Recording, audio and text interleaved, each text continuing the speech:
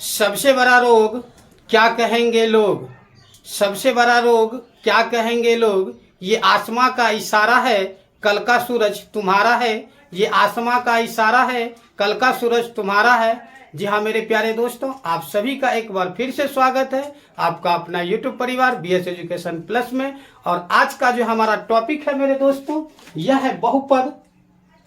आज का जो टॉपिक है मेरे दोस्तों, यह है आपका बहुपद। जो आज हम लोग पढ़ने वाले हैं बहुपद के बारे में। और यह क्लास 10 के लिए प्रश्नावली 2.1 का सवाल है, जिससे आज हम लोग परिचय होंगे। NCERT का क्लास 10 का है। आज हम लोग सीखने वाले हैं बहुपद और कैसे क्या होता है बहुपद, बहुपद को किस तरह से पहचानेंगे मेरे दोस्तों। आज हम लोग सीखने वाले हैं बहुपद। बहुपद की पूरी रहस्यमय कहानी आज हम आप लोगों के सामने लेके आए हैं। तो फटाफट से मेरे वीडियो को लाइक और शेयर कीजिए अपने दोस्त यारों के साथ, जो कि वह भी इस यूनिक टॉपिक से छूट ना जाए। तो आइए हम लोग देर ना करते हैं और आज सीखते हैं बहुपद के बारे में। तो बहुपद क्या होता है मेरे दोस्तों, बहुपद क्या होता है, कैसे हम लोग समझेंगे कि बहुपद है, किस तरह से पहचानेंगे बहुपद है। तो बहुपद का कुछ अपनी घात, चर जो होता है, चर का घात यदि पूर्ण संख्या हो, चर का घात यदि पूर्ण संख्या हो तो वह जो चर है बहुपद कहलाता है। तो आपको पता है कि पूर्ण संख्या क्या होती है। पूर्ण संख्या क्या होते हैं मेरे दोस्तों, कि प्राकृतिक संख्या के पहले यदि शून्य को शामिल कर दिया जाए तो वह पूर्ण संख्या बन जाती है। और जैसे हम लोग पूर्ण संख्या की गिनती शुरू करते हैं, तो हमें जब पूर्ण संख्या लिखना हो तो हम लोग काउंटिंग स्टार्ट करते हैं 0 1 2 3 4। ये हमारा पूर्ण संख्या है मेरे दोस्तों। तो बहुपद जो हम लोग पहचानने सीखेंगे, किस तरह से पहचाना जाए, तो यह हमारे लिए पूर्ण संख्या को जानना बहुत ही जरूरी है। तो आइए हम लोग सीखते हैं बहुपद। भी हम बोले थे कि चर का घात, चर का घात जो हो, चर का घात मेरे दोस्तों वह क्या होना चाहिए, पूर्ण संख्या हो। क्या हो, पूर्ण संख्या हो। अब हमारे दोस्तों यह इसमें समस्या की चर की चर्चा हो गई। अब चर क्या होता है और अचर क्या होता है, जरा इसको भी देख लें। यानी हम लोग बहुपद तभी समझ पाएंगे, उसको तभी पहचान कर पाएंगे कि चर का घात हम लोगों को देखना होगा पूर्ण संख्या। अब ये पूर्ण संख्या क्या होती है, तो आइए मेरे दोस्तों हम लोग गिनती शुरू करेंगे 1 से नहीं, 0 से। यह जो होता है 0 1 और 2 3 डॉट डॉट डॉट या n तक जो चलेगा मेरे दोस्तों, यह कहलाता है आपका पूर्ण संख्या। यानी प्राकृतिक संख्या के पहले शून्य को शामिल कर दिया जाए तो वह जो बनी संख्या या जो प्राप्त होते हैं हमारे सामने संख्या, वह कहलाते हैं पूर्ण संख्या। चलिए, पूर्ण संख्या की ये कहानी हो गई। अब हमें ढूंढना है मेरे दोस्तों चर। चर क्या होता है जरा देखिएगा। चर और राशियां जो होती है दो ही होती है, चर और अचर। चर और अचर राशियां होती है मेरे दोस्तों। तो आज हम लोग पहले सीख लेते हैं चर और अचर, तभी तो हम घात समझ पाएंगे। और जिस चर का घात पूर्ण संख्या होगा वही हमारा बहुपद होगा। तो चर क्या होता है जरा सा देखिएगा। चर हम कुछ लिख रहे हैं x, y, z। और अचर में क्या होता है 5 6 7, आप कोई भी अंक ले सकते हैं। अब जरा समझते हैं चर क्या होता है। चर, चर राशि जो होती है जिसका मान बदलता हो, जिसका मान बदलता हो। तो आप कभी कभी सवाल में क्या देखे हैं कि x बराबर कहीं 5 दिया हुआ हो और x वो आपको नजर आए, तो हम लोग x के जगह पर क्या करते हैं 5 को लिख सकते हैं। 5 का वैल्यू रख, x का वैल्यू रखकर हम लोग मान ज्ञात करते हैं। तो यानी कहने का मतलब है यह जो x y z है हमेशा इसका मान बदलता है। बदलने वाले को जो संख्या होती है, जो अल्फाबेटिकल होती है, जो भी चीजें हो जिसका मान बदलता हो वह चर राशि कहलाता है, यानी चर है। और जो नहीं बदलता हो वह आपका अचर है मेरे दोस्तों। तो ये हमारी कहानी थी चर और अचर की मेरे दोस्तों।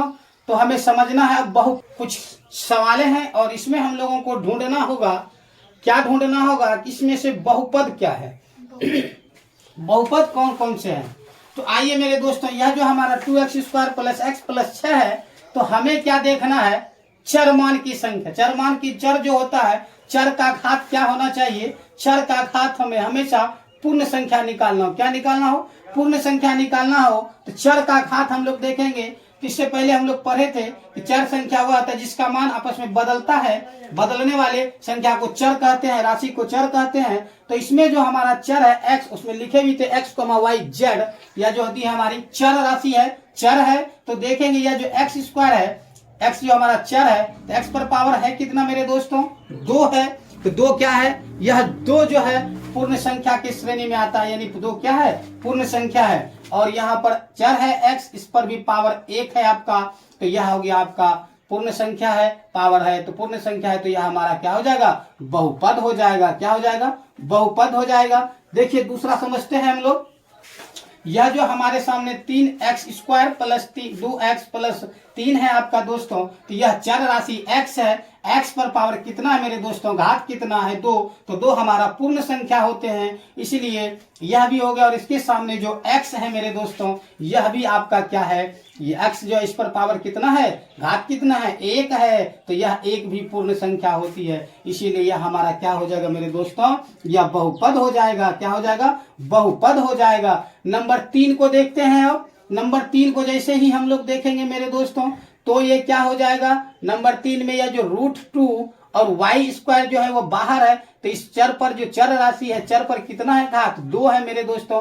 यहाँ भी आपका y एक चर है, इस पर भी घात कितना है, 1 है। तो 1 और दोनों जो होती है वह पूर्ण संख्या की श्रेणी में आता है, पूर्ण संख्या कहलाती है, इसीलिए यह पद भी हमारा बहुपद होगा, यह भी जो होगा हमारा बहुपद होगा। अब मेरे दोस्तों सवाल देखिए नंबर 4 क्या आ रहा है, यह √2y है, यानी 2y है, ये रूट के अंदर है। जब इसको हम लोग तोड़ेंगे तो इसको हम लोग लिख सकते हैं मेरे दोस्तों √2 इंटू √y, इसमें नो डाउट नो शक होना चाहिए, ऐसा हम लोग लिख सकते हैं क्योंकि दोनों संख्या पर रूट है। यदि हम इसका रूट को उड़ाना चाहेंगे, यह रूट जब उड़ेगा तो आपका पता है सबको कि रूट का मतलब हाफ होता है, यानी 1/2 होता है, आधा होता है। तो मेरे प्यारे दोस्तों, क्या आधा पूर्ण संख्या की श्रेणी में आता है, नहीं आता है। जी हाँ मेरे दोस्तों, ये पूर्ण संख्या की श्रेणी में नहीं आता है, तो इसीलिए यह जो हमारा हो जाएगा मेरे दोस्तों, यह बहुपद नहीं होगा, यह बहुपद नहीं होगा। आइए कुछ उदाहरण और लेते हैं हम लोग।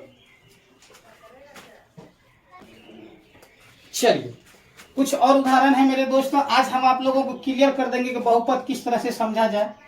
तो आइए सवाल हमारा क्या है, x² - 5। तो यहाँ हमको क्या देखना, चर राशि, तो x है चर हमारा, तो चर पर जब हम घात देखते हैं तो क्या मेरे दोस्तों, 2 है। क्या है, 2 है। तो यह जब 2 है मेरे दोस्तों, तो क्या होगा कि जब 2 होगा तो पूर्ण संख्या होगा, तो यह हमारा बहुपद होगा, यह भी क्या होगा, बहुपद होगा। अब हमें आशा है कि आप लोग भी बहुपद पहचानने सीख गए होंगे, ये नहीं तो आइए हम लोग और 2-4 उदाहरण लेके करते हैं, हमारा बहुपद पहचानने की तरकीब समझ में आ जाएगी। चलिए यहाँ हम लोग क्या करते हैं, 5x³ को लिख डाले। जैसे ही लिखे तो यह चर पर जो घात है मेरे दोस्तों 3 है, और 3 हमारा क्या होता है, पूर्ण संख्या होता है। क्या होता है, पूर्ण संख्या होता है। तो यह भी हमारा क्या हो जाएगा, बहुपद हो जाएगा। क्या हो जाएगा, बहुपद हो जाएगा। यहाँ भी आप जरूरी नहीं 1-2 लेके ही समझे, हम कुछ भी समझ सकते हैं, या 4 भी लिख सकते हैं, 5 भी लिख सकते हैं, कोई दिक्कत नहीं है, नो डाउट नो टेंशन। यहाँ हम 5 भी लिख देंगे तो कोई बात नहीं, चर पर सिर्फ घात देखना है कि पूर्ण संख्या हो। तो ये सर चर पर जो x है, x पर पावर घात 5 है, घात यदि 5 है तो यह 5 पूर्ण संख्या है, इसलिए यह भी बहुपद होगा, यह भी बहुपद होगा। अब देखिए इसमें फिर कंडीशन आ गया, यह √2x है, इसको हम लोग लिख सकते हैं मेरे दोस्तों √2 इंटू √x, यानी इसमें कोई डाउट नहीं होनी चाहिए, या तो ठीक है। अब क्या होता है, इस दोनों पर क्या होता है, रूट जब हटाएंगे चर का, तो मेरे दोस्तों ये रूट हटेगा जरूर, लेकिन पावर घात हो जाएगा 1/2, जो कि हमारा पूर्ण संख्या नहीं है, इसलिए यह बहुपद आपका नहीं होगा, यह बहुपद नहीं है। समझ में आ रही मेरी बात हो? तो मेरे दोस्तों, आप मेरे वीडियो को लाइक और शेयर फटाफट कीजिए अपने दोस्त यारों में, क्योंकि वह भी इस टॉपिक से चूक ना पाए। तो आइए, और यदि आप हमारे चैनल पर नए हैं तो मेरे चैनल को सब्सक्राइब कर ले दोस्तों। चलिए अब हम कुछ बातें करते हैं चर अचर की।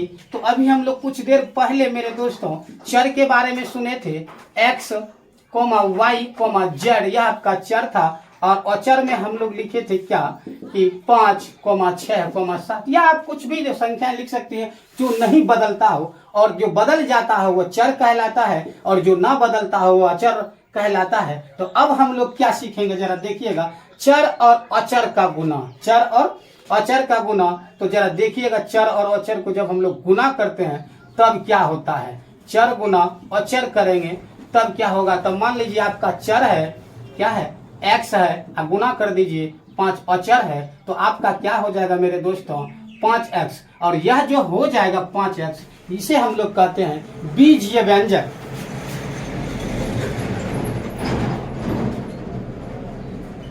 यह जो आपका 5x हो,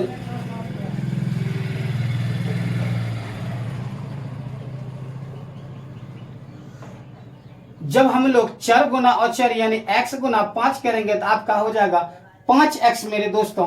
तब यह क्या हो जाएगा, जरा देखिएगा, आपका 5x, इसे हम लोग कहते हैं बीजीय व्यंजक। बीजीय व्यंजक क्या कहलाता है, बीजीय व्यंजक कहलाता है मेरे दोस्तों। आप लोग बीजीय व्यंजक का नाम सुने होंगे, बीजीय व्यंजन कहलाता है, बीजीय व्यंजन कहलाता है। अब एक और ले लेते हैं उदाहरण हम लोग, जरा सा देखते हैं क्या होता है। इस जगह हम लोग क्या कर दें, इस x को अब मिटा दें और यहाँ हम लोग कुछ और ले लें उदाहरण, जैसे ले लें y, और ये भी चर राशि है, और 7 को ले लें तो आपका क्या हो जाएगा 7y, और यह हो जाएगा आपका मेरे दोस्तों बीजीय व्यंजक। क्या हो जाएगा, बीजीय व्यंजन। क्या हो जाएगा, बीजीय व्यंजन हो जाएगा, बीजीय व्यंजन हो जाएगा मेरे दोस्तों। यह था यहाँ की कहानी। अब हम लोग देखते हैं कुछ और।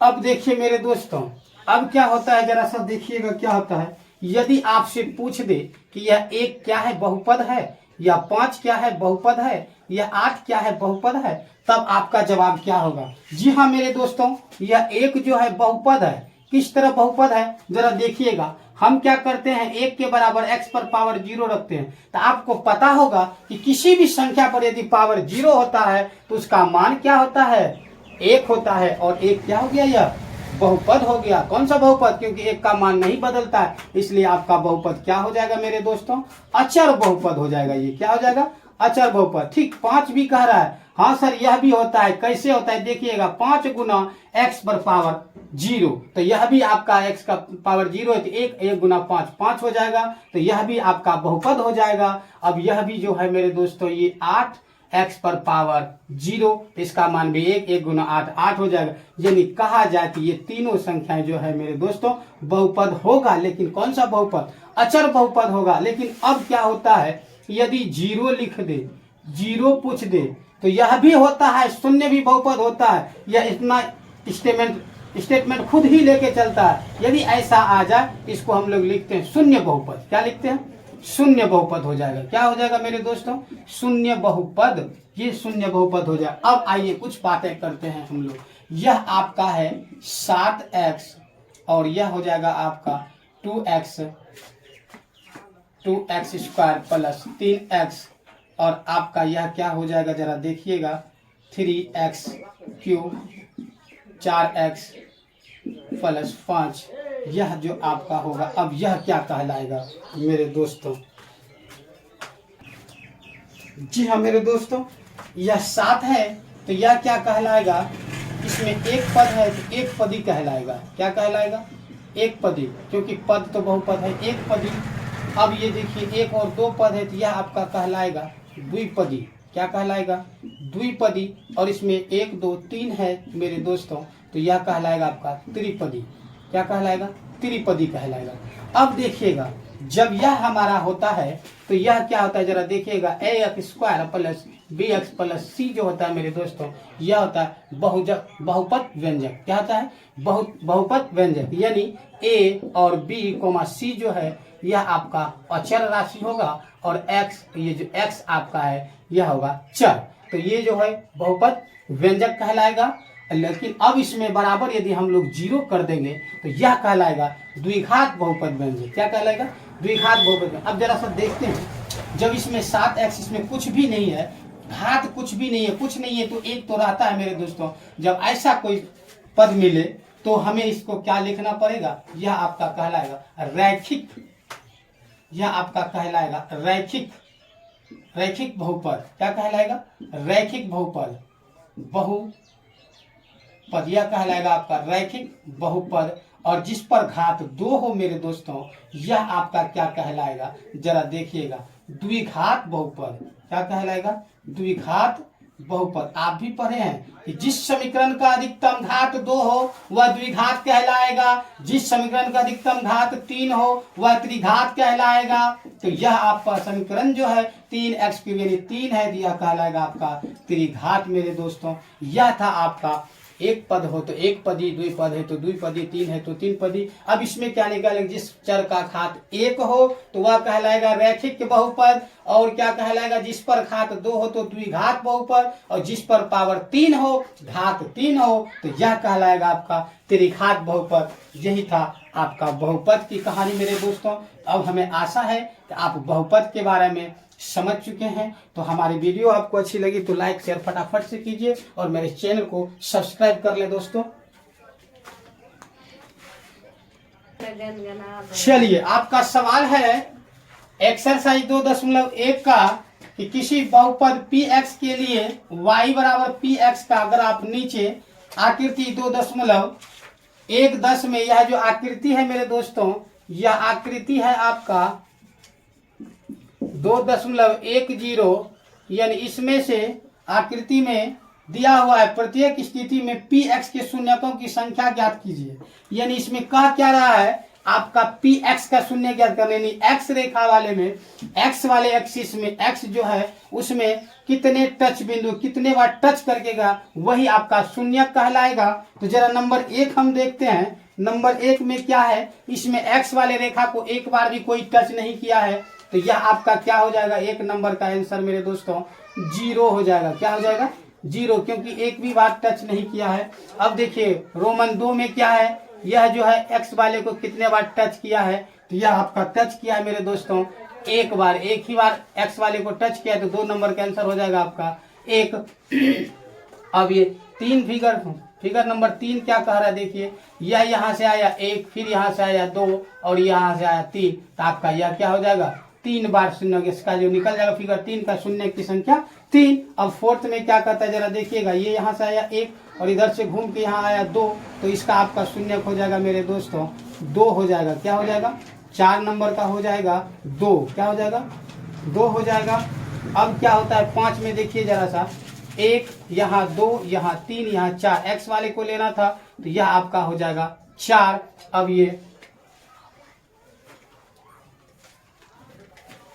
आपका हो जाएगा 4, 1 2 3 4।